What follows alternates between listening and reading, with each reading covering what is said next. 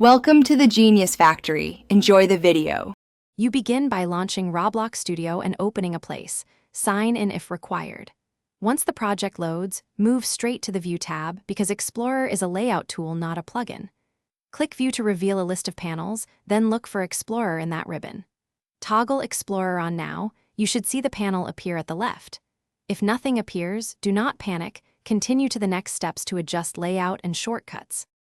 Once Explorer is visible, you'll want to dock it for efficient workflow.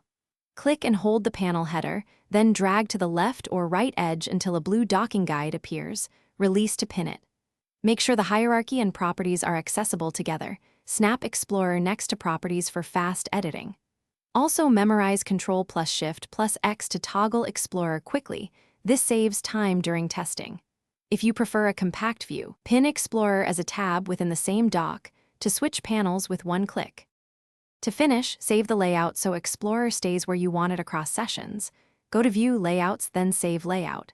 If Explorer fails to appear, reset the view layout immediately. This returns hidden panels to defaults.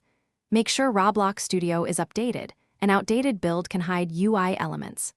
One key troubleshooting tip: press Ctrl+Shift+X to force toggle Explorer, and if that does nothing, reset View. Then restart Studio. This resolves most display issues without reinstalling. Thanks for watching. If you found this helpful, don't forget to like and subscribe.